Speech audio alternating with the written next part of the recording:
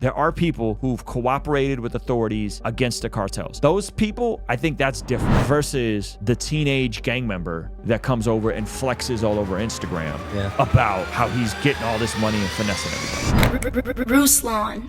This is by far one of the most scariest things I have ever heard. MS13 is a gang out of El Salvador, and they have a horrible reputation, but the things they've been accused and charged with is awful. Right, this morning, Houston police providing an update on 2 young men accused of murdering a teenager as part of a satanic ritual. Channel 2's Anusha Rasa joins us live from downtown with the latest developments in this case. Anusha?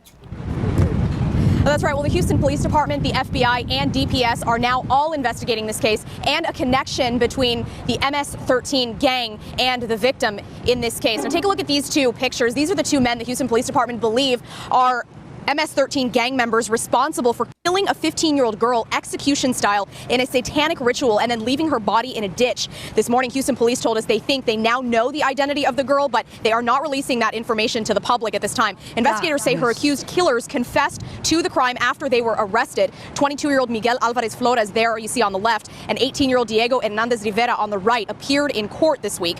Now, according to HPD, most MS13 gang members are in this country illegally, and these 2 murder suspects could be as well. Police say they have reported the 2 to Homeland Security. Now, I think it's very interesting that the reporter pointed that out. That's a very interesting tidbit to throw in there. Yeah, that most MS-13 gang members are here illegally. Right. That's like what? Like I didn't quite understand. I mean, I understand, but it's just very odd that they threw that out there. This morning, that officers found evidence in the apartment where these gang members were keeping underage girls that led police to believe there was some sort of satanic ritual activity happening there. Now, HPD says there were 3 underage girls in the apartment of the murder suspects, a 14-year-old, a 15-year-old who was murdered, and then a 16-year-old girl. Police say the 14-year-old told detectives she was kidnapped, drugged, and sexually assaulted by members of the MS13 gang. Now, the 14-year-old also reportedly told investigators she was moved from one apartment to another, forced into consuming drugs and alcohol, then at one point was held down as Alvarez Flores tattooed the image of the Grim Reaper on her body from her knee down to her foot. This girl... This is a sickness of the highest order. This is crazy.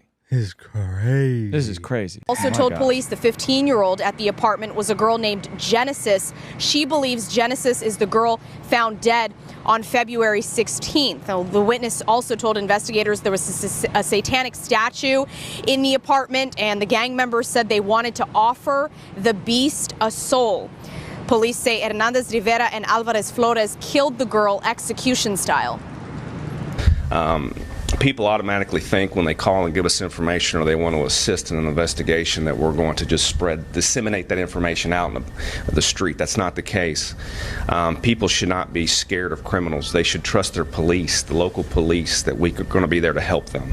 Hold on. People should not be scared of criminals. I think he was saying, I don't know why they even included that clip. That was super weird. But I think he was saying, if you have information, come out and tell us. Sure. Because we're not going to air out the fact that you told us and you're not going to get hurt by criminals. He's saying, like, just tell us what's going on. No one's going to know that you told us. This is Santeria, Satanism. This is some really, really, really dark stuff. Yeah, what is the Santeria situation?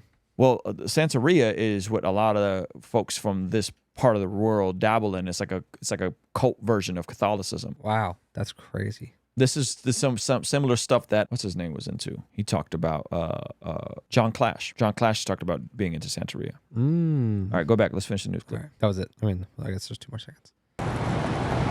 Yeah, they're an HPD investigator urging the public to speak up, call law enforcement if you see something that appears to be strange to you or you believe that there is some sort of illegal activity that you have witnessed. Now, the 2 murder suspects are in jail. They are also facing aggravated kidnapping charges. Reporting live in downtown Houston. So this sort of stuff, this is from a few years ago, but this sort of stuff is especially the MS-13 guys. Like, they've been in New York. They're causing havoc everywhere. Yeah. Everywhere. And so, again, like, I think it's cute that people are like, we should just let everyone over who wants to come over, right? Yeah.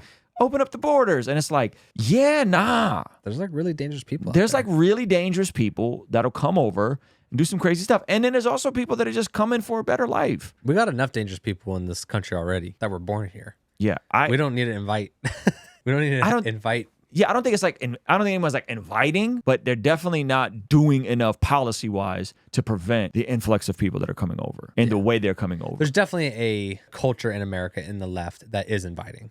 That is like, come, we'll take as many people as possible. Yeah, they're the same people that want to be generous with other people's stuff. Yes, exactly. Right, yeah. but they would never house someone that needs housing in their own home. Yeah. Again, this is not justice.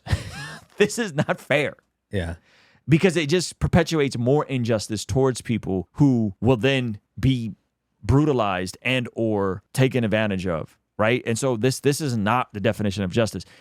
There are people who legitimately are seeking asylum and their life legitimately at risk. There are people who've cooperated with authorities against the cartels. There are people who've cooperated against the gangs. Those people do exist. Those people, I think that's different. If those people are coming through and trying to get into this country, I think that's different. Yeah. Versus the teenage gang member that comes over and flexes all over Instagram and TikTok about how he's getting all this money and finessing everybody. Mm-hmm. That is not the same thing, guys. That is not the same thing. Yeah, Thaddeus said, Zach saying we have enough people in America next to someone not born in America is based.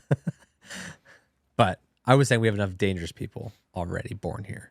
Yeah. I mean, there's enough dumb people everywhere, but product of the USA, MS13 was created by young men left to fend for themselves in LA. Call your people, don't let them get that far. I'm not sure what he's saying. I think this whole idea, let's just, there is this pushback that I hear from the left, and it goes, well, America is responsible for all the world's ills, and therefore MS13 is the fault of the Americans. What's happening in the Middle East with terrorism? Blame that on Americans. What's happening in parts of Africa, blame that on America. And listen, let's just say that's true. Let's just say America dabbling in El Salvador is true. Let's just say that's true. That doesn't then justify the conclusions of open borders. Like those two things are not, if that's true, and America has definitely dabbled and meddled in international affairs. That's a fact. We know that. Mm-hmm. That doesn't make sense. The conclusion of that is not therefore open up borders and let anybody who wants to come over. That's not the solution to whatever happened 20, 30, 40, 50 years ago. Yeah. It can be true that America had some very sketchy involvement with the war on drugs while at the same time allowing cocaine to come over. And then the reporter who blew the whistle, weirdly enough, shot himself twice in the head.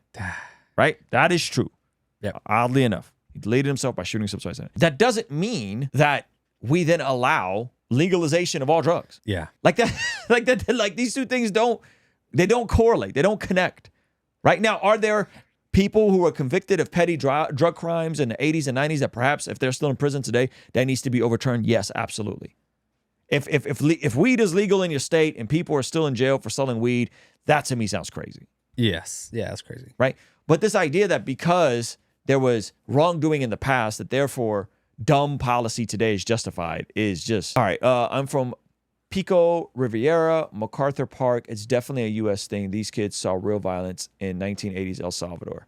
What is a closed border, a more refined citizenship process? Because currently it's pretty thorough. It's more of a physical fence thing.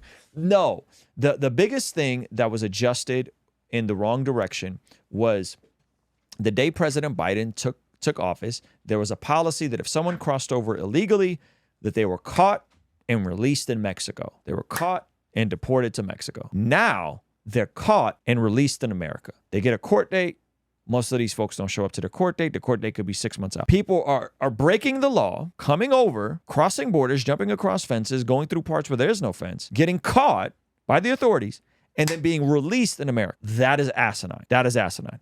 That doesn't mean we shouldn't have a more refined citizenship process. That doesn't mean we shouldn't have asylum. That doesn't mean we shouldn't take in immigrants, especially most folks who muster up the hustle and the wherewithal to figure out a way to get here. In my opinion, probably going to be adding economic value, right? Doing jobs that maybe most folks don't want to, right? But the notion that if they get caught at the border, they should be caught and then released into America with no type of vetting system, with no type of way to verify who they are, that sounds crazy to me. And that is exactly what happened. And that is exactly why there's a migrant crisis at the border. Yes, a more heavy-handed deportation process for folks that are caught at the border. I think that's step one. I think that's step one. I think that should be a non-negotiable. That should be a non-negotiable, especially if it's men of working age that are there by themselves. Like single dudes of working age.